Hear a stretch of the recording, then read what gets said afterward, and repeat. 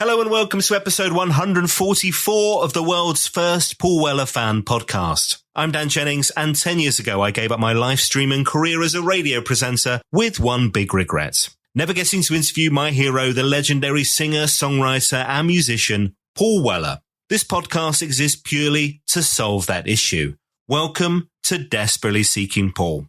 My guest on this episode has a completely unique story, from music journalist in the time of the Jam to showrunner and co-creator of a music TV show that has featured Paul Weller more than any other artist. Mark Cooper is my very special guest on this episode, another stunner of a guest. What a storyteller. We dive into the early days of the Jam as punk and new wave hits the US, finding Mark as a student over there who starts writing about gigs stateside. He then lands a job back home for Record Mirror, reviewing albums and singles, interviewing bands, musicians, singers, songwriters, including Paul Weller. And then we hear this incredible story of Later with Jools Holland, from its creation to its build into a musical and TV institution, and so many stories of appearances and collaborations from our podcast subject, Paul Weller. This is a real absolute corker of an episode. Let's get into it.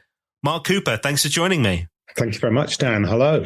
So lovely to have you here. Look, we're going to talk Record Mirror. We're going to talk Later with Jools Holland and your incredible book and the story of that. But so much to cover here. I don't know how we're going to cram all this in. But hey, let's kick off, of course, with the Jam. Because before Record Mirror, I think I'm right in saying that you actually saw them before you started reviewing for Record Mirror. Would that be right? Well, I think so. The Jam, I was living in California from early summer 77 and studying at Santa Barbara, University of California at Santa Barbara, and after a year in Ohio, and British punk and new wave bands started coming through. They were, they'd do the tours where they'd play 6 cities, jet in and out. And one of the first bands I believe I saw was the Jam's first show at the Whiskey in, I think, autumn 77.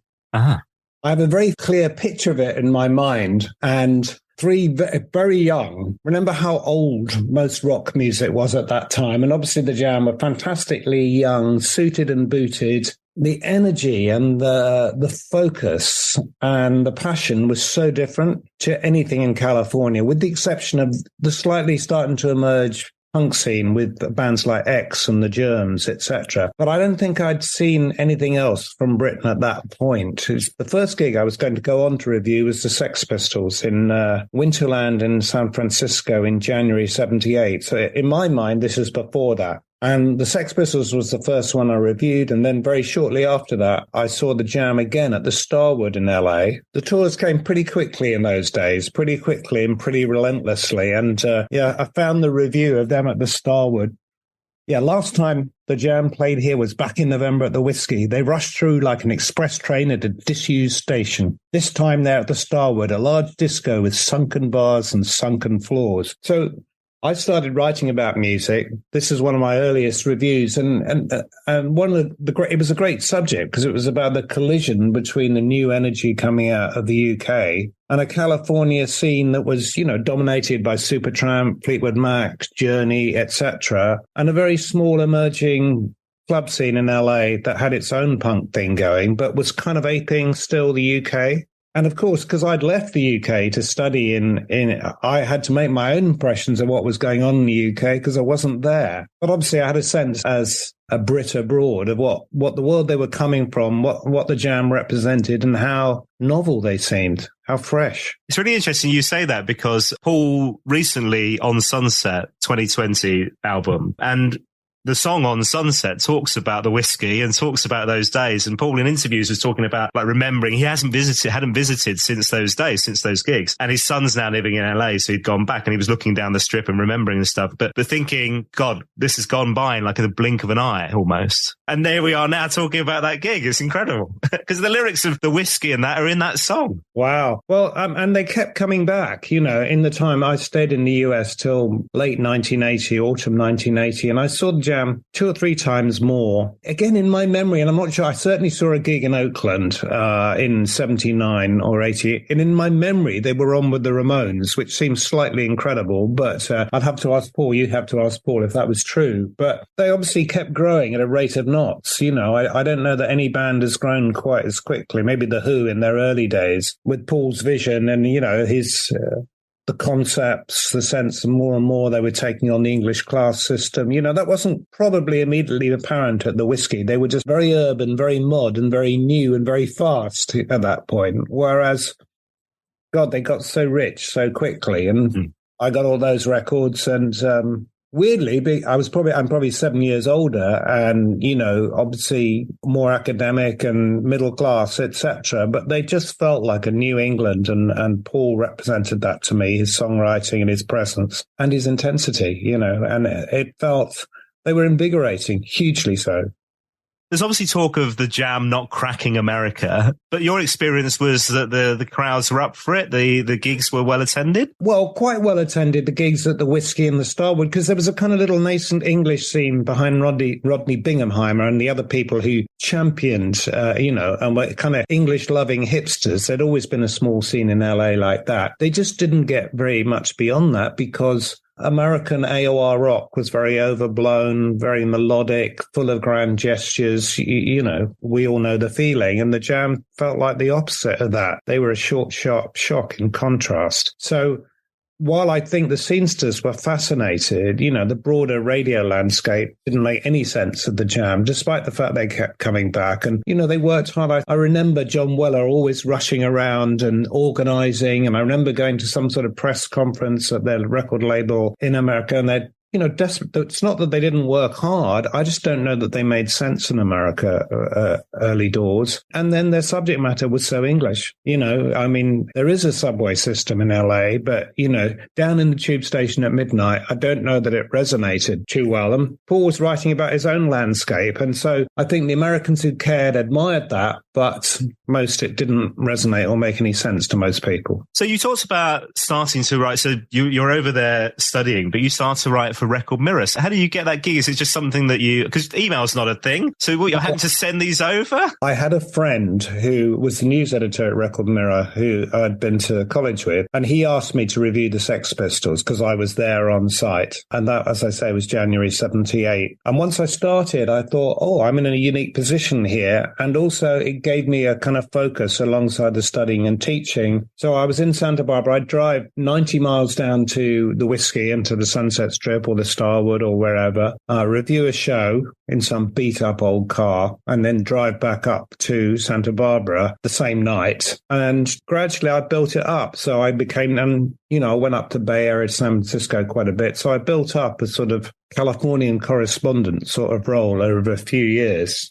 Did some interviews. I stopped for a while because it was a bit of a shock. I felt very idealistic. And inevitably, as a stringer on the West Coast, you end up writing about everybody from Peaches and Herb to Judas Priest to the Jam. And I was very invigorated by the Jam and Ian Dury and the Pistols and the whole punk new wave scene. And very quickly, when you're writing for money, it's slightly different. You know, you have to have an all-round overall view. So I stopped for a while because I wasn't quite sure about that. But then I realized I love writing about all music. I was interested in all music. And the job of a writer is to observe, not just to participate or sign up to one particular scene. And being a bit older anyway, I probably had a broader overall view of music anyway. So I worked at it pretty hard, and they offered me a staff job back in the UK in autumn 1980. And I came back for my sister's wedding and then wrote full-time for the paper for the next 2.5 years. Then went on to Number One magazine, which was the new pop format to rival Smash Hits launched by IPC. Did that for about 1.5 years.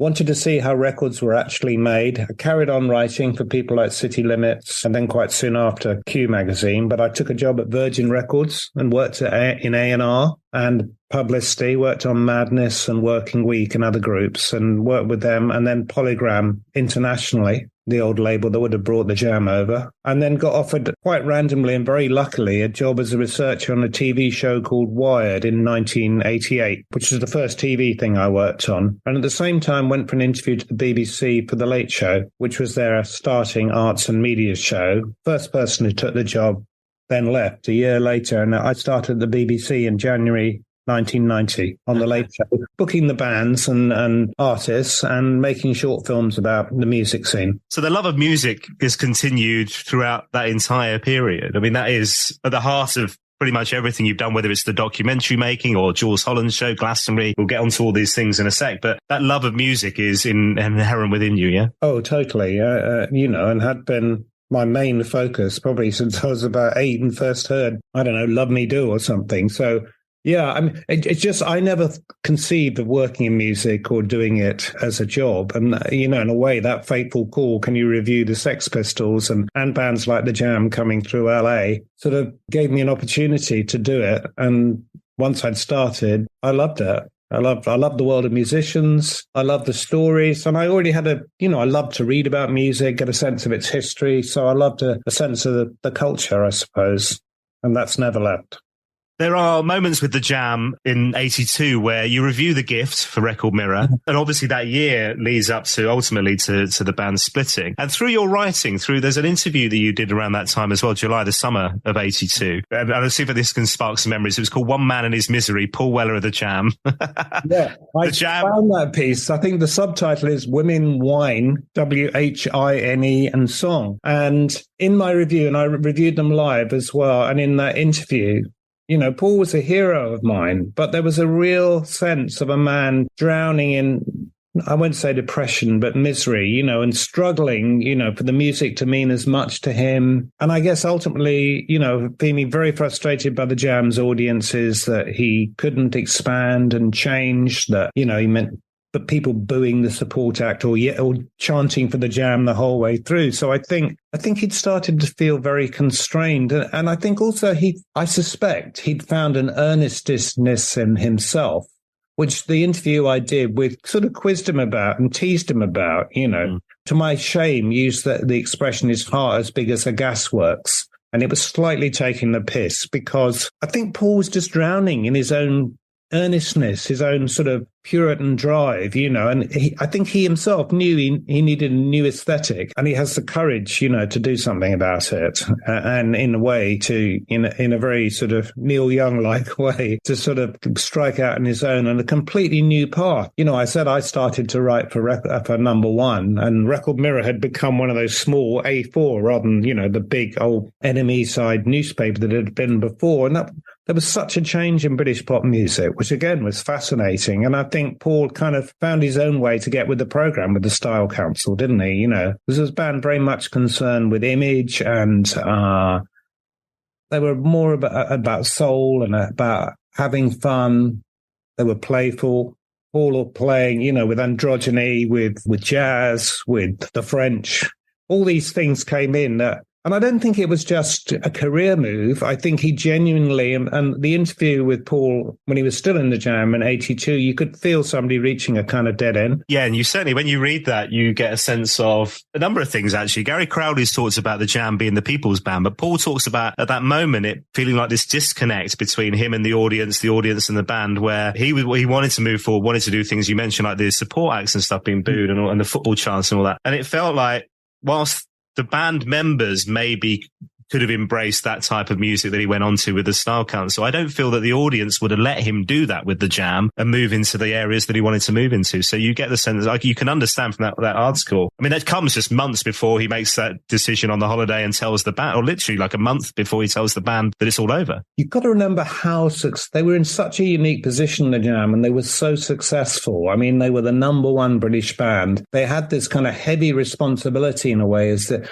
felt like the only band who'd really survived the punk period with their integrity and their politics intact. But I think that became a really heavy weight for Paul, and I think it became like a duty and a responsibility rather than about the music. And, Yeah, I think he felt enclosed by his audience. And I think to this day, there are people who go to Paul Weller solo gigs who just want him to play the old songs, want jam songs. He talks about in the interview he gave for my Later with Jools book, where he does an interview about his experiences with Later. And he says, people don't want new music. A lot of my audience doesn't want new music. And, there's always a great home run at Paul's gigs where, he'll play some of the classics, some jam songs, some Style Council songs. You do something to me. But what drives him clearly is the next piece of music. He's an artist and the music keeps flowing. And I think that must be really stultifying. And that's why I have so much respect for him, because he's never blinked. He's just kept going. And he's the most driven artist I think I know. And I certainly think from in the later period of, which started in 1990 till now, he's the most single productive British artist, innovating, questioning himself, and also making the music. I won't say churning it out, but, continuing to make, music that's different and challenges himself. And there is no one else who compares from the punk era when he emerged who's done that. So hats off to him. Let's talk later with Jools Holland. This fabulous book that you put together as well, 30 Years of Music, Magic and Mayhem, based on the BBC programme that you were a huge part of for so many years, and creating this thing with Jools and others. But this idea, when it first came about, was to create a show that ultimately would feature people that we know and love, the legends, but also to introduce us to new music. And obviously that continues to be the brief for the show, because we're all introduced to so many new bands through that. It was to kind of give artists a home that they didn't have on TV. They weren't represented by On Top of the Pops, for instance. That these weren't bands necessarily that had chart success, for instance. No, and also, music TV had kind of ground to a halt in the late 80s. The Tube and Old Grey Whistle Test had stopped, and the BBC had launched, it was kind of the era of youth TV. So they had the Deaf 2 strand in an early evening on BBC 2, like in shows like Rapido and Snub for the indie kids. But there wasn't a sort of live performance show in the tradition of, the Whistle Test. As I say, the Tube had ended and Channel 4 were seeking a new vehicle. That's when I started on Wired, the show I did before The Late Show, which gave birth to that later. So there was a dearth of places for bands just to come and make their statement and be themselves artistically. And in the interview I do with Paul in the book, he talks about, I think, when he started doing his solo comeback, probably was it Into Tomorrow maybe, on that first record, they went On Top of the Pops and they had to mime. And him and the band swore to themselves they'd never do that again. That was the end. And, you look back at Paul's checkered TV history of the BBC, and there's some astonishing Top of the Pops performances. Yeah, the miming. Not only by him, but by so many other artists who are, almost treating Top of the Pops as a joke and, so clearly want to be live bands. And, they take the mick out of Top of the Pops and the experience. But it must have been so dissatisfying. So Paul says that when Later came along, it felt at last, here's a show that cares about music, that takes it seriously. And the show grew out of The Late Show, where we used to have all kinds of different music on we'd report on different strands and genres of music, for everything from, old jazz to new folk to the latest indie band to B.B. King to, Julie Cruz. So anything that seemed interesting and worth reporting on in a slightly sort of broadsheet sort of way. And I suppose the idea of Later was, why can't we have all these different musics in one room at the same time? And then Janet Fraser-Crook, the director who evolved the show with me and with Jools, came up with this way of shooting it in the round, inside out, with the sense that the viewer should be the person closest to the artist performing, that Jools would be the kind of magic ringmaster who would walk around the room introducing people, but the best seat in the house through the cameras would be the audience. And we started it October 92, and it was very difficult to do technically. The camera crew kept bumping into each other and getting in each other's way. And Janet had to, imagine, I still can't quite imagine her mind to this day, because I guess she was like the queen spider in the middle, with all these, having a sense of the space and having to arrange it all in her head so people didn't crash into each other. And so she could get cameras in position to transition from one artist to another. So at first it was a little awkward, but from the first it had a kind of musical eclecticism. and a concern, to introduce brand new artists, and also not to be completely driven by record companies, to look at music, whether it's world music or folk music or jazz or music even that's unsigned, just to not follow a major record label agenda, but have its own editorial agenda, to have integrity, really, because my experience of working on Wired and my general sense of TV shows that they were a bit beholden to record labels. And I felt music should be broader and more interesting than that, and so did Jools. And, record labels aren't necessarily interested in what's gone, and they might be chasing what's coming. Jools and I, both being older, had an interest in the heritage of music, as Paul does, the 60s acts, some of the singer-songwriters or whatever that, maybe have fallen out of fashion, but if you go lucky enough to go and see them in a small club, feel like they changed music history. So the first show had the Neville brothers from New Orleans, who were legends, and, Aaron Neville singing Tell It Like It Is from 1962, but it also had an a cappella new vocal harmony group called New Colours, and a brand new British multicultural band called De-Influence, and the Christians. Only 4 acts at that point, but very different stages in their career. And that show was kind of themed. And at first I thought that later would run I'd theme each show, be a country inflected show or whatever. But quite early on, I realized that was terribly constraining. And actually the pleasure of later could be the kind of clash, the mix of music that is wildly different. And also because we wanted to enjoy very different genres and in a way say, look how much music is out there. The show became very quickly about the contrasts between very different genres and saying, check this out, One of the interviews in the book is with Alicia Keys, and, who came on later 3 times and loved the experience and said, when I'm on the floor, I keep saying, who is this? about some of the other artists. And I think Gregory Porter says the same thing, and it's a great driver for the show that the artists themselves, if they themselves care about music, they're coming across music they would never be exposed to, and that stops them in their tracks. And that's what you want from music, isn't it? You want to be blown away. You want to be turned on to something new. Yeah, and in Paul's interview, he talks about that being introduced to Villagers, for instance, through the show and playing on the same TV show, that experience as well. That's good, isn't it? And with them writing together. Yeah. I mean, gosh, what a yeah. And actually that introduced me to Villagers at the same time. And Connor's been on the podcast as well. Fabulous talent. So initially you were tucked away on a Friday night, weren't you? Like, what was it like? 11:15, something like that, wasn't it? Something like, well, actually the first series was on a Thursday night because we did it off the back of the Late Show. And then, I think we moved to Friday. The third series, I think they put on a Saturday night at 8:15, which turned out to be another Bermuda Triangle. But, and it's funny because we look back on those days in the 90s before catch-up TV and all the things we now, take for granted, even file sharing, really, and I think there was, because it was the only place as a music lover you had to find this thing, and it had real impact because music lovers and people who bought records would find the show kind of wherever the BBC chose to put it. And I think also Jools and I, to this day, think we survived in part for out of sight, out of mind. So, the corporation didn't notice too much. We weren't costing too much money, and we weren't, we were shouting loudly about ourselves, and, quite quickly, quite big artists were coming on the show. But we were enough in the margins that we weren't, a threat to the coffers of the BBC. Now, when we talk about Mr. Weller and later, I think I'm right in saying he's been on more than any other artist. Very proud of that. Very proud of that. He is, absolutely. You will say that. I love that. I love the fact that part of his ambition and energy is to be proud of that. Yeah. So the first time Paul has been on more than any other people, including one performance where he played piano with Ocean Colour Scene very early on, didn't sing, but I looked at the clips the other day, and there he is playing piano on The Day We Caught the Train, etc. But the first time Paul came on, he was recording Wildwood in 93. I can't remember how it happened, but very soon he and I were talking on the phone.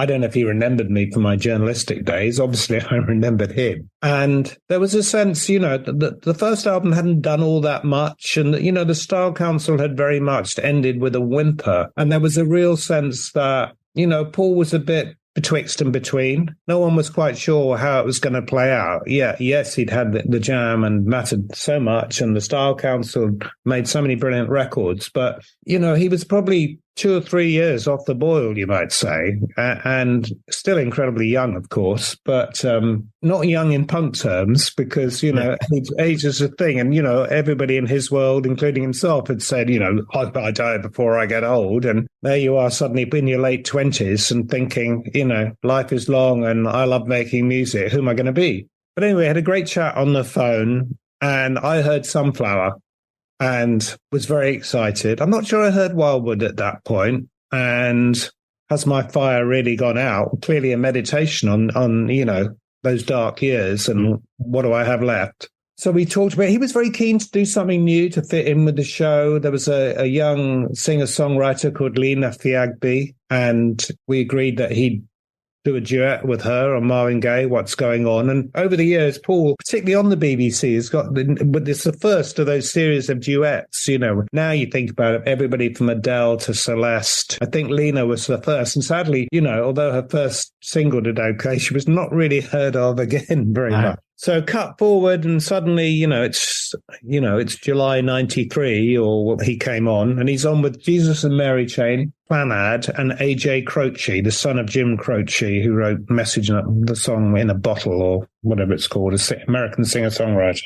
Well, it's obvious when when you see that clip of Sunflower, it was like, oh my God, he's back. Instantly. It was so utterly convincing, the drive, the energy. And yet, the music had a new kind of groove to it, in Sunflower, and the band is so hot. And, Jools was thrilled. I think he ended up, I'm not sure he played on Sunflower, but he plays on one or two of the tunes that Paul did. And the show itself turned out to be a bit of a nightmare because the Jesus and Mary Chain had this very quiet vocal over, those feedback guitars. And I think there was a new monitor man or the monitor man for the TV show was looking up and couldn't get a balance. So every time Jim sang, there'd be this howl.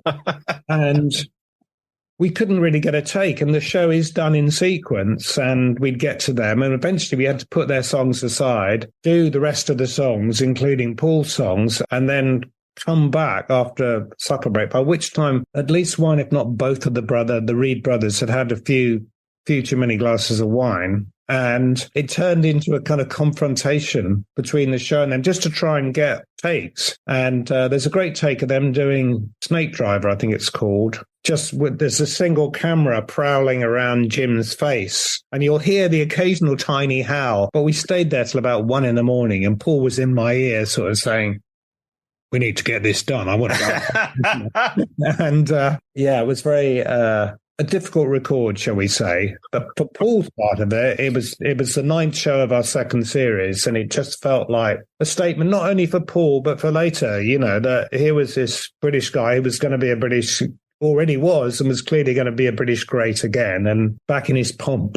As you would expect, Paul having been on so much, there's a whole chapter with Paul in the book and an interview with Paul. So him talking about his experiences of later and how much he loved being on the show. And that period in the 90s, that comeback that you talked about was, he seemed to always be on at that point, to the point that we were having specials. There's like a Stanley Rhodes special, wasn't there? Yeah, it's interesting when you look at the dates. Actually, after that first show in 93, I don't think he came back till 95, a couple of years later, with Stanley Road. And again, that was a big show, and Paul opened it with Woodcutter's Son. And by then, later itself had grown. When he did Sunflower, there wasn't really an audience there. There were 4 bands. It was still quite small and intimate. We hadn't really realized that we needed a studio audience for the artist to play to. We hadn't realized how much the bands were going to feed off each other and lift the room and lift each other. We hadn't really realized the engine of the show was the relationship between the different artists on the show. But by the time Paul came back with Stanley Road and Woodcutter's Son in 95,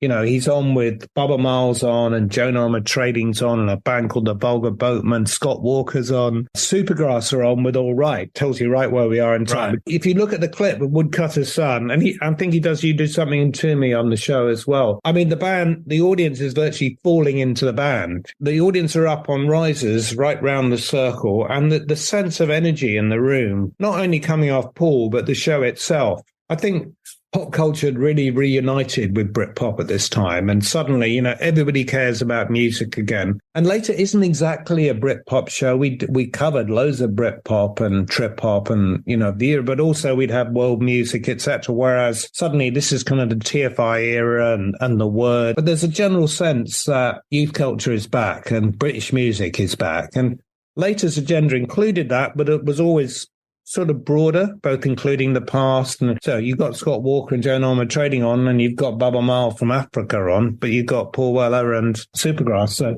but there was a real sense of the energy of the times and that performance and Woodcutter's Son. And, you know, obviously You Do Something to Me is one of Paul's greatest songs. And then they finish on, I think, Dr. John's Walk Like Gilded Splinters. Jools is on it. The maracas are out, but the whole room feels like it's levitating. So it's a very different show in 2 years' time than that first show Paul was on, because the show itself has found its energy and it's on fire. Paul was certainly on fire. And that led to a real connection. So, but not that long after that, we did the early February in 96, we did Later Presents Paul Weller. And such a great moment for Paul, but for ourselves as well as a production team. You know, we love what Paul was doing. Janet always shot Paul fantastically well. Paul just felt like somebody in his prime, you know, and it was a very particular band. He had Carleen Anderson and her sister Jalissa on backing vocals, and it has a wonderful sort of soul gospel feel, a lot of that session. Sort of harking back to sort of the backing singers on Joe Cocker's Mad Dogs and Englishmen in the early 70s, you know, sort of real, or the Stones, you know, that lovely call and response sort of feel. Paul's singing great, it's got so much energy. And then Jools is involved in some of Jools' band.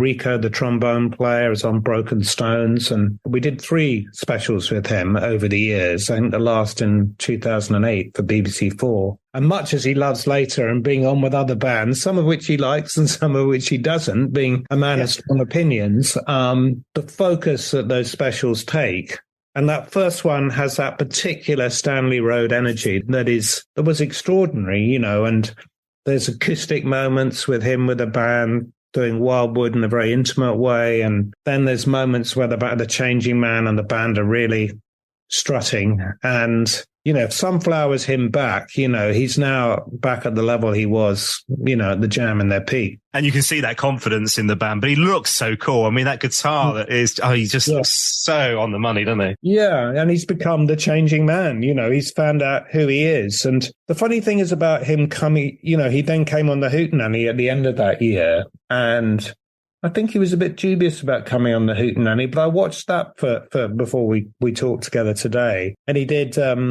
William Bell's Will It Go Round in Circles? And again, you know, if you're a Weller fan, go on YouTube and watch that. And the energy coming off Paul and the Rhythm and Blues Orchestra is extraordinary. You know, he's really found that sort of primal energy that he's always had and that drove the Jam when I first saw the Whiskey. And it feels like that energy's back in a different form. And Jools' orchestra really capture that and match it.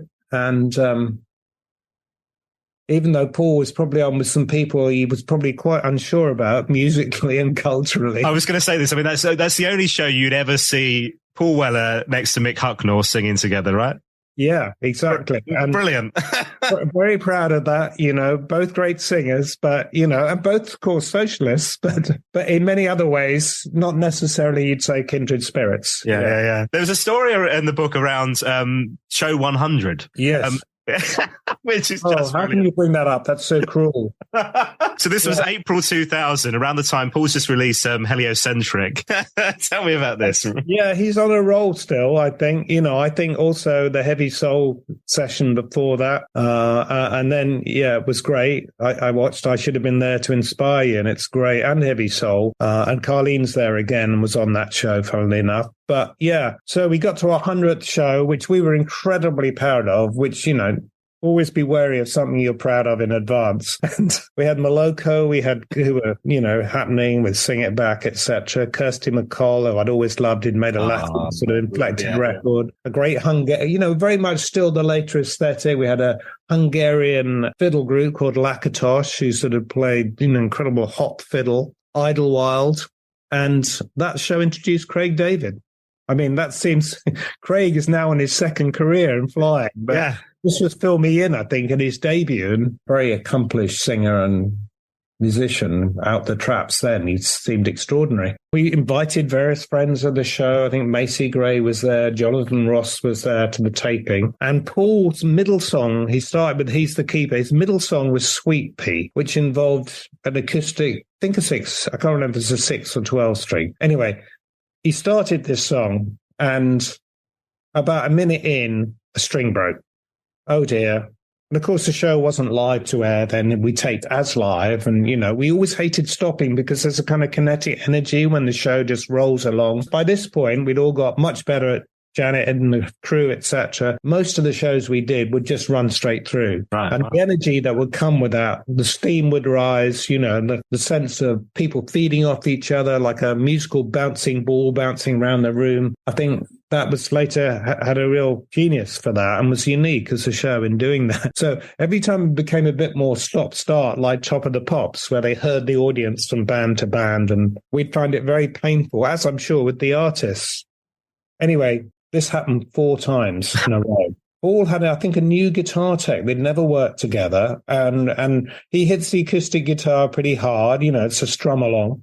And meanwhile, the crowd, this probably took in total 25 minutes. The crowd in the room became more and more restive. And we had this lovely floor manager, old school floor manager called Barry, who'd somehow, as the show had gone on, which it got bigger and bigger, and he was running the floor, telling the bands what was going on, etc. But he also had become like the warm-up man. And the interruptions meant he had to talk more and more to the audience, which he wasn't prepared to do. And it became this kind of rather desperate stream of consciousness, and more awkward. And I seem to remember Jonathan Ross yelling out more and more unkind things about the BBC, probably about Jools. He loves Jools, Jonathan, but he also loved to take the mickey out of later, particularly for the kind of more eclectic and world music, etc., which I don't think were to his taste as a bit of a punk himself.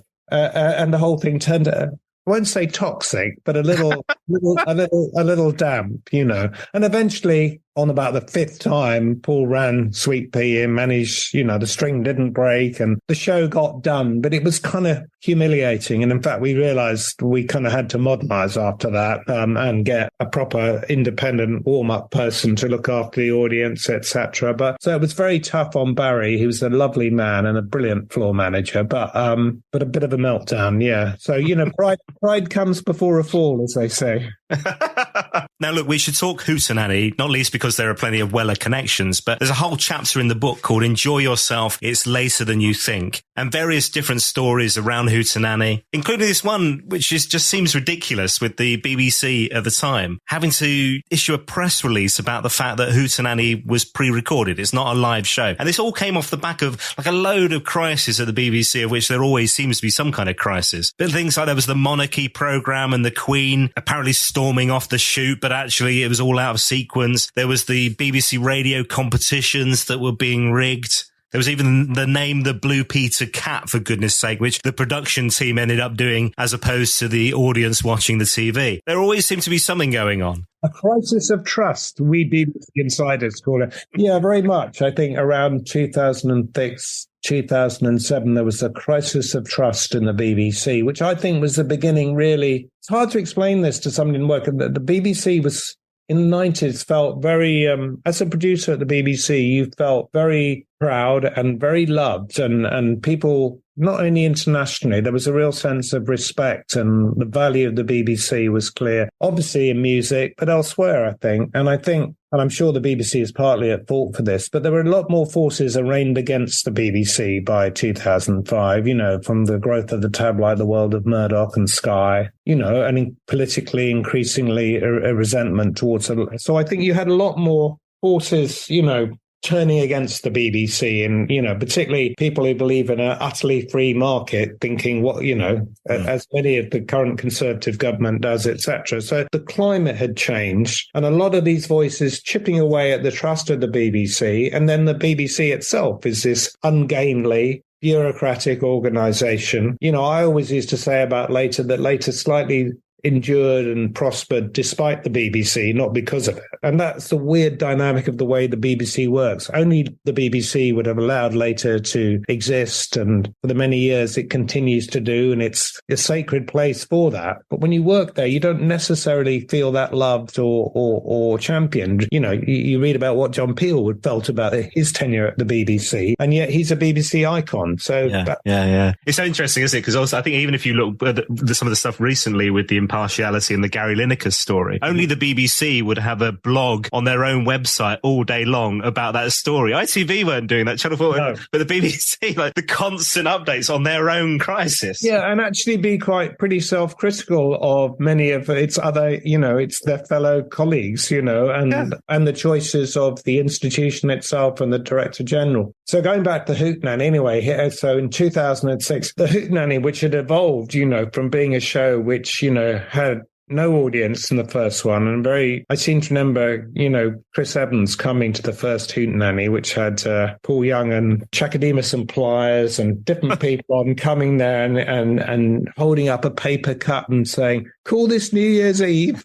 Should have been, because we had no booze was allowed being the BBC. All right. But we'd evolved the show by 2006. It was, again, huge, full of audience, loads of musical guests. And when the show started, it actually, funnily enough, started when they broadcast it after midnight. But quite early on, we started to have the midnight moment with the Scots Guards that Jools said from the start were integral to the proposition. It was quite right. I always love that moment. People, journalists, etc. You know, the show was never live, and we taped. You couldn't get all those acts together in a room at the same time, but it was taped as live. And the feeling you get from watching the Hootenanny is authentic. It's a wonderful show to attend. It's a great vibe. Jools says from the start, "Let's live a lie together," and it doesn't feel like a lie. It feels like the best New Year's Eve you've ever had when you're attending the show. And I think also when you watch it for many people for many years, because actual New Year's Eve, that we all know, is often pretty rubbish, and, you know, straining to have a good time and failing to hook up with your friends, or how do you get home when you've had a few drinks? You know, it's largely, once you're about 18 onwards, it's miserable. So, you know, the Hootenanny's job is to have an ideal New Year's Eve, etc. And we do that by, as I say, convening all this talent and then running it. And the midnight moment, the show's always great when it starts. And then when the pipers come out, the whole thing elevates. We put all the hits after midnight, and the show, just like a great later, rises with its energy and joy, hopefully. But as Jools would jokingly say, living your lie, in the new climate of the BBC, you know, there was a sense that the BBC was lying to the audience because it wasn't going out of its way to tell people that the Hootenanny was pre-recorded. And so we had to write a press release explaining that it was an ideal New Year's Eve. And in fact, we did a bit of time. We started the show, I think, in 2007 with Jools arriving in the room in the TARDIS, trying to make a very sort of obscure joke about time travel, that we were time traveling from December to New Year's Eve. And it's so difficult because my experience of everybody who finds out that the Hootenanny isn't live is disappointed. And to some degree, they feel cheated. But I would say it's theatre. And it's art and it's imagination, and it's taped with good faith in real time, live. What you see is nothing about it is faked. It's just we can't do it on New Year's Eve. So, and I think it's difficult because also it's time. So, you know, and I can see why people feel, because it coincides with midnight. And I think, funnily enough, Paul was on this show around this point. He was. That was the Amy Winehouse year, which we must talk about. Amy Winehouse and C6 Steve. So it was a really big year, you know, in many, many ways, you know. Yeah, Paul had done the Electric Proms with Amy a bit earlier on that autumn, I seem to remember. You know, again, continuing that tradition that had begun with Lena Fiagbi back in 93. He'd hooked up with Amy, and he'd come up with, he'd loved Dinah Washington's version of Don't Go to Strangers. And he's so proud of that. He talks in the interview in the book about, he and Jools, that they're a little V and Amy's between them. Jools is on one keyboard, Paul's on the other, and Paul starts it off, and then Amy comes in with her verse, and he and Jools look at each other because it's just magic. And it's funny. It's funny that he mentions that, because I've mentioned that on the podcast when we were chatting with some of the members of Jools' band who have been on, and that you can see that look between the two of them and just going, Christ, this is like they can set that. You can tell they're going, this is just incredible. It is incredible. And but it's incredible because both of them, I mean, I think he loved, very sad about what happened to Amy, but they got on as both, certain kind of, London voices, people. They just got each other, I think, musically, hugely. And you can really feel that. And it's such a vulnerable vocal at the same time from both of them, and such a poignant song. And it's about 9 million on YouTube views. It's one of those things that people keep going back to. Probably the biggest thing we've done with Paul in terms of that sort of take up of people recurring. And it's understandable because every time you watch it, it touches you. Oh yeah, it absolutely gets you, doesn't it? You've mentioned I've looked at this clip and I've gone back to this clip. Have you? It sounds like you've got the whole archive there in your front room. Are you not? You're not able to dig into YouTube. You've got the actual stuff. No, right? I do just what you do. Oh, okay. I go to YouTube, and obviously when I was writing the book, one of the things the book does is write about particular performances in quite a lot of detail. Because to me, the whole point of Later is it's this focal point where an artist comes at a point in life with their music, and our job is to light and record it and stage it in such a way. It's like a tilt at history, because that's how I feel about the great music clips I grew up on, watching the Wailers on the Whistle Test, or I don't know, Fine Young Cannibals on the Tube, or I don't know, the Stones on Top of the Pops back in the day. But TV can really crystallize an artist for you and a song and a performance. And we always had this sense that we're trying to create a stage that people can come to and be themselves and do their best work, And so I love trying to, in the book, I try to write about these. I write about Adele and Christine and the Queens and the Arctic Monkeys and some of the many breakthrough moments, and then some of the legends from Eartha Kitt to Al Green, to Leonard Cohen, and some of the world music, and then some of those Britpop and trip-hop moments from the 90s. But I do it by really talking about what brings an artist to that point. They're in the later studio, where they're at in their lives, where we're at as a show. And then I was constantly going back and finding the clips on YouTube, because I'm interested in how we lit them, what they're wearing, what the ambience of the performance is, because they feel like little moments of music history. I love there's so many stories in the book that, I mean, it's a brilliant read, but there's one that I'm going to ask you to tell the story. It's not really Weller related, although Weller was on that same Hootenanny that you just talked about, which was C6 Steve. Mm-hmm. This story is just incredible. And the fact that he initially refused to do the show, that then catapulted him to worldwide fame. So Steve, a couple of people had written to me about Steve and said, this guy's great, you should check him out. As obviously I was always looking for things. And particularly on the Hootenanny, I'd always liked having, as the show grew and became in a way more showbiz, more entertainment, I always liked having something on that had a kind of bar band feel, that was a bit rawer and a bit more, or like a folk club, or something that just felt very real and authentic and intimate. And Alison Howe, who's now the showrunner of Later and who worked alongside me for 20 years, she and I went to see Steve doing a sound check at a working men's club in the Euston Road. And I don't think he had any idea what the Jools Holland show or the Hootenanny was. He was living in Norway with his wife.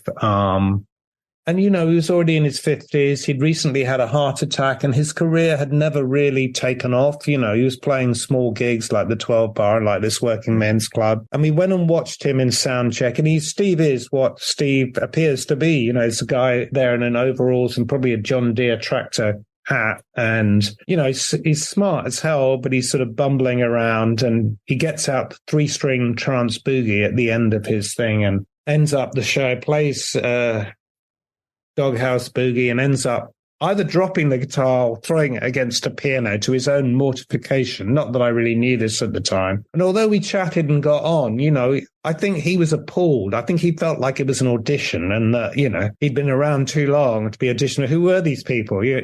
So he went back to Norway the next day, and Joe Cushley, the guy, he was signed to a little independent label, called him and he said, what was that? No, I'm not coming back. I hated that.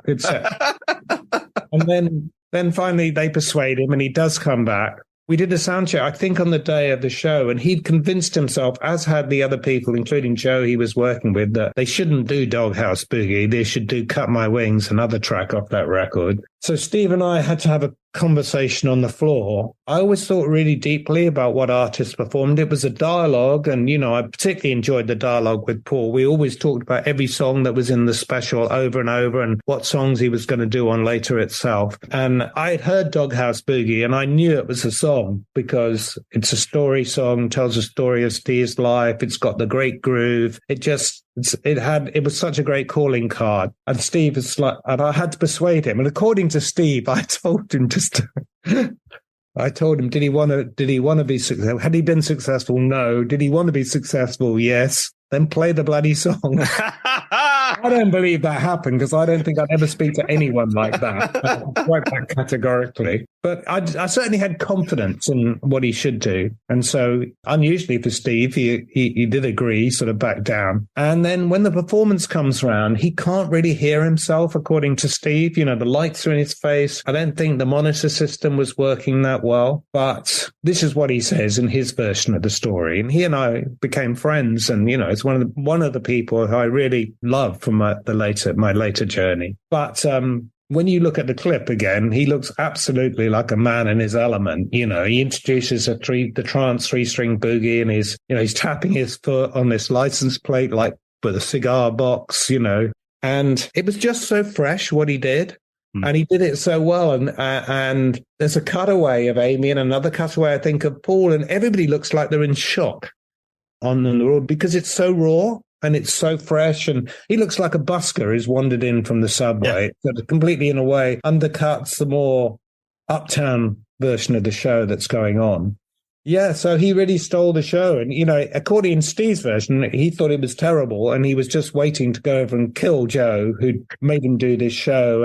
And yet afterwards, the room erupts, and, we all end up in the bar getting pissed, and Amy's sitting on his lap, and, he has a great night. And then the next day, the then quite nascent, it's 2007, whatever, internet is just beginning to become a huge part in our lives, and people sharing clips on YouTube, and it just explodes. And his life is transformed. And, I went to see Steve at the Palladium last autumn, and before the last song, he talked for 2 minutes about it. And he's so grateful. And, he came back on Later many times, and the Hootenanny, and we've done lots of things together. But that moment, it's like, he can't believe it to this day. He and his wife pinched themselves, because I don't believe it's true. I believe talent will find a way out, and that may have been the moment, but I think he would have found. But in his version of events, he was 50s. Nobody had paid much attention to him. It was never going to happen, So, and Jack White talks in the book, another artist I interview, says, in a way, that's what Later with Jools is for. A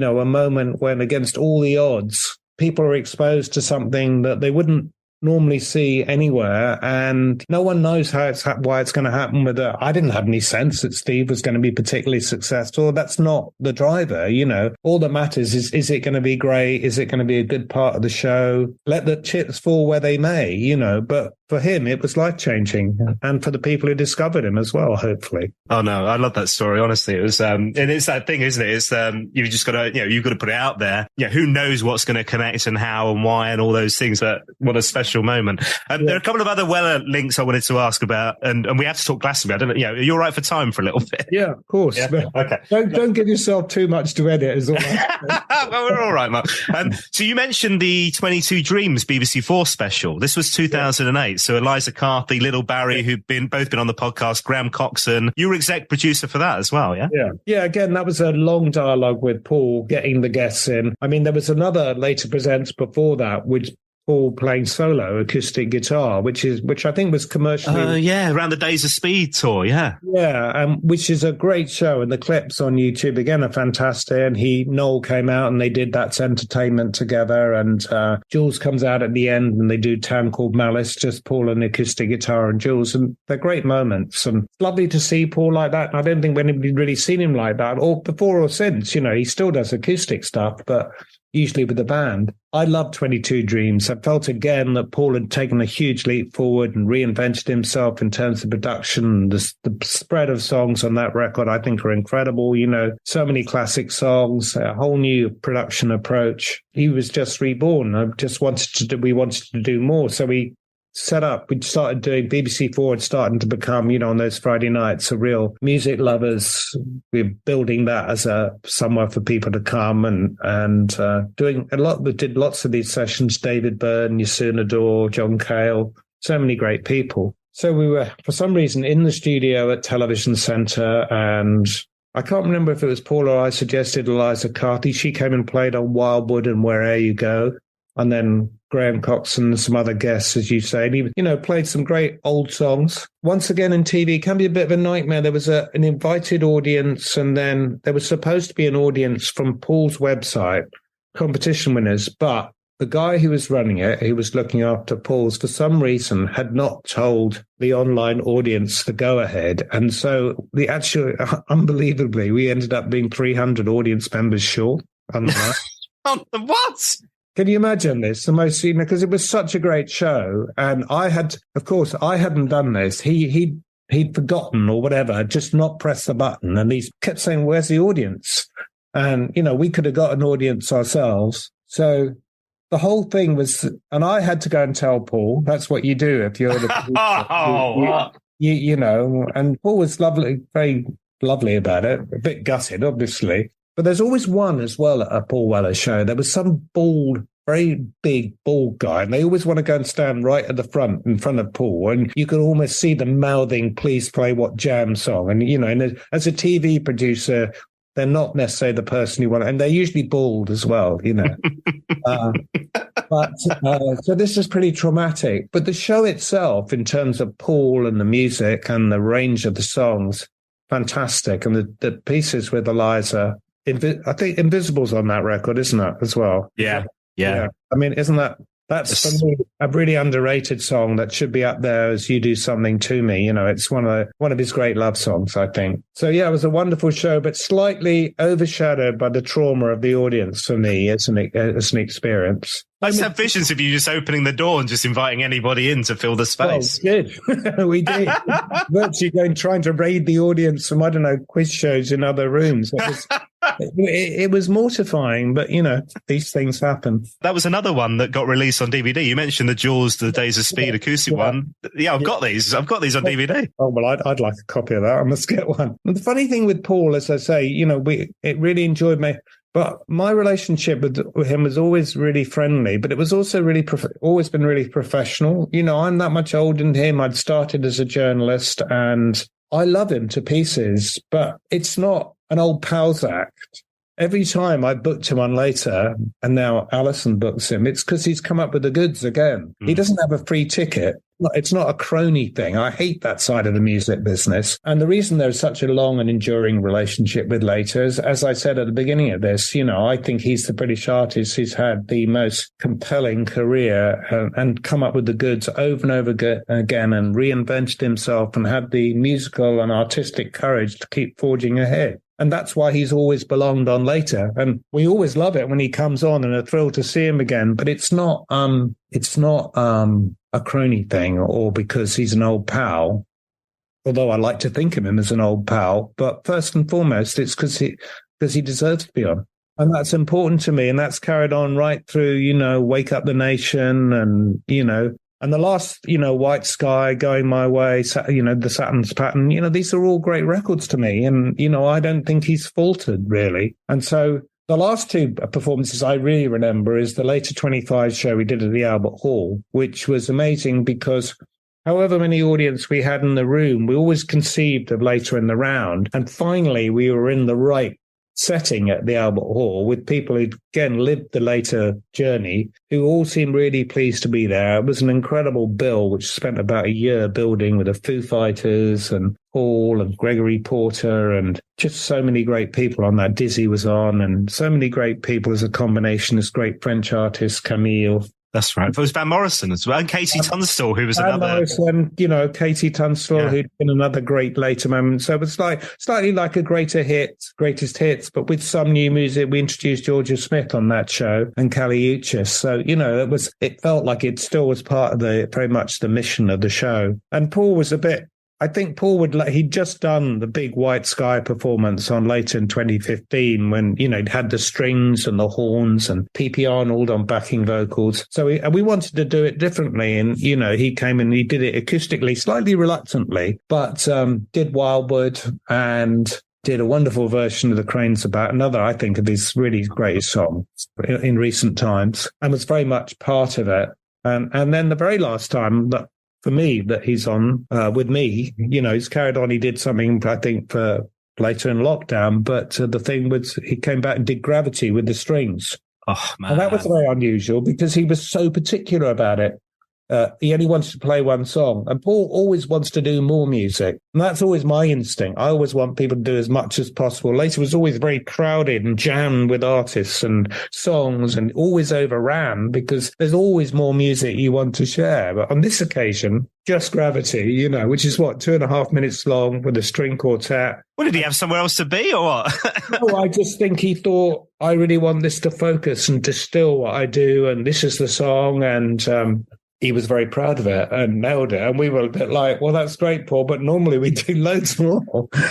But I think he was probably right. It was such a focused record, wasn't it? And, such a particular approach. And I love that side of Paul. I love the rocking R&B and soul side, but I love that side, but going back to Wildwood, of that kind of English pastoral folk, that harks back to John Martin and Nick Drake, and that has always been part of his music, and maybe some early Steve Winwood as well. So, yeah, Gravity was a great sort of last exchange for me. Not the last time I've seen or spoken to Paul, but the last time, that he was on the show I was producing. Yeah, well, people have to read the book and they'll read the story of the creation of this amazing TV show, its journey throughout these artists and these performances and whatever, but also how you get to the end of later as well. And as showrunner, and there's a bit of an emotional moment, I have to say. Well, it's very emotional. I mean, for me as a reader, obviously for you, but yeah. Good. Then then the book succeeded because I wanted to convey what happens when these things run out.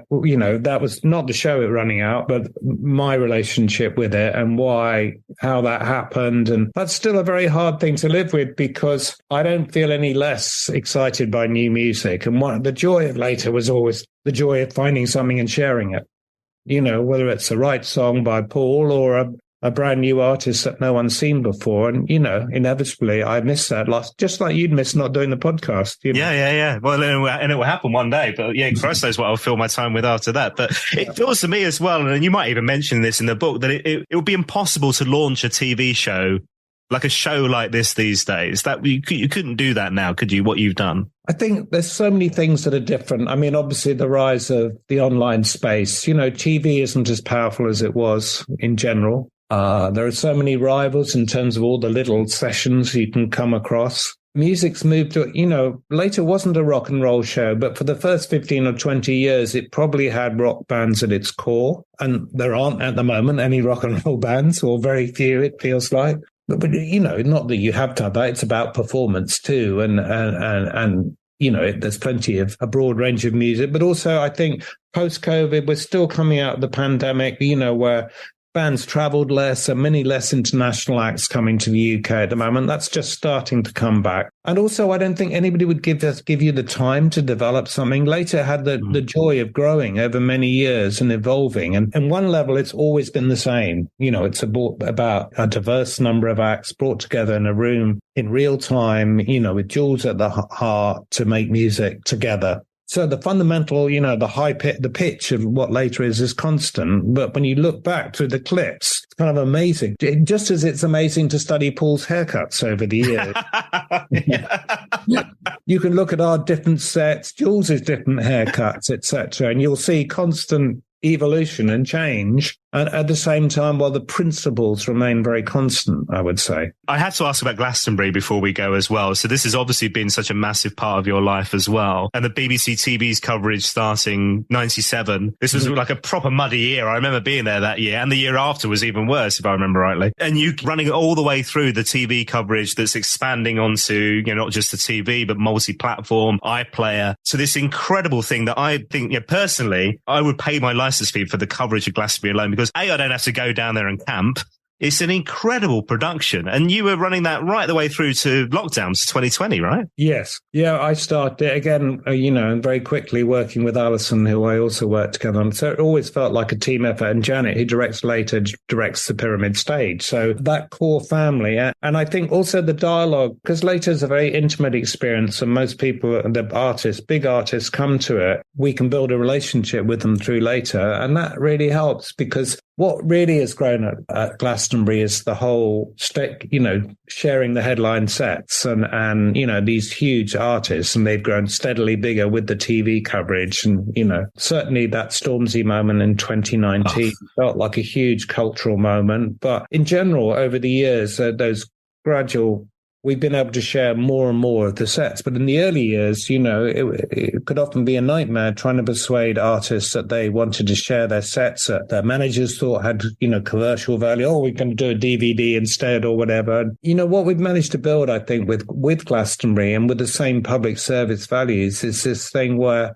unlike any festival in the world, you get more access to more artists and total access. So Beyonce shares her whole set, U2 shares her set, Stormzy, etc. So Glastonbury is very unusual, I think, that it's on a national broadcaster, that it has such total access. And that's a kind of matter of trust between the artist, Glastonbury, and the TV production team, me and Alison, Janet. There's a trust, so they know they're going to sound good, they're going to look good, they're going to be showcased well. And there's nothing like it in the world. I think people in the UK take it for granted, really. And for us, it was a long journey of building that trust. There's early on, I remember trying to persuade David Bowie in 2000 to share more than the 6 songs he gave us, 3 at the beginning of his set, 3 of his end. That set that we've filmed it all, and it's now out on DVD, and it's one of the great Glastonbury headlining sets. But it was very painful to come off it. There was nothing else to show, Everybody wrote in and complained because, of course, we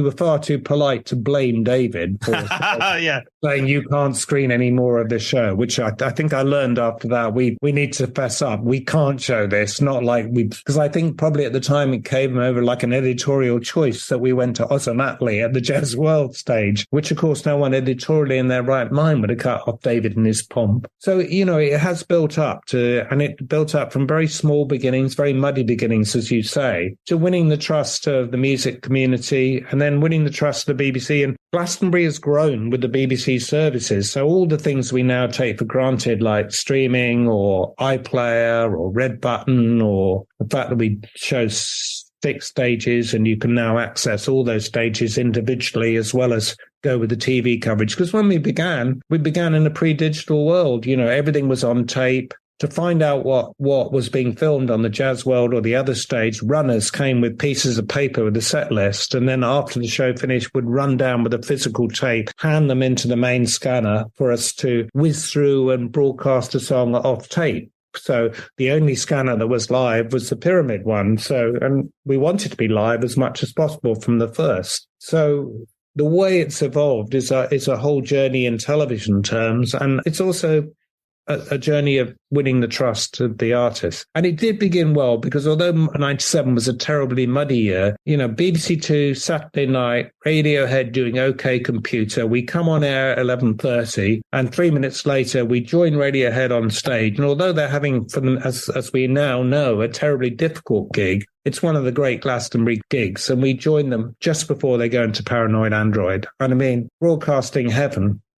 And I always said about Glastonbury that Glastonbury, every TV skill, from making short films to live broadcasts to working with presenters and creating a present and doing those small acoustic performances, every TV skill that you could have, you get to, as a producer, you get to enjoy at Glastonbury, to try and convey some sense of this huge, rich tapestry of music and arts. because it's such a great and wonderful festival. There's nothing like it in the world. And I think the BBC are privileged to be able to share it with the world. It's also that thing, I think, if this was an ITV thing, if this was with a commercial broadcaster, you'd have those headliners and you'd see your Beyoncé's, your Coldplay's, your Ed Sheeran, whatever. But you wouldn't, and this feels like it has the later flavour to it, where you get all that diversity, whether it, and often on mainstream TV, but you can dig into it all anywhere on iPlayer. You get to see so much of it and discover new music. You wouldn't get that if that was an ITV. No disrespect to my friends at ITV, but you wouldn't get that if it was a commercial production, would you? No, when you get breaks and you'd be pushing all the time. We've always tried to give a broad sense of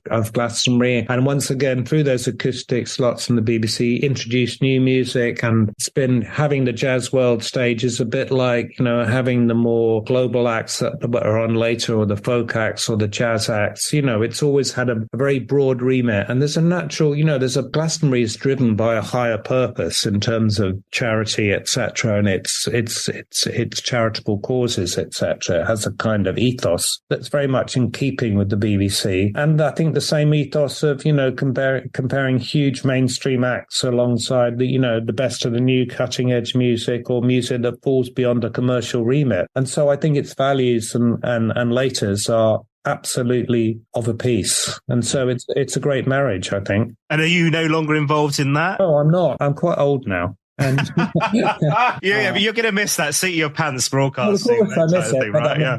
As I say, my colleague Alison and I, who are very much of one mind, Alison now runs it. So I am planning to go to Glastonbury this year, and I am thinking of writing a book about that journey to match the later book, because they both in different ways.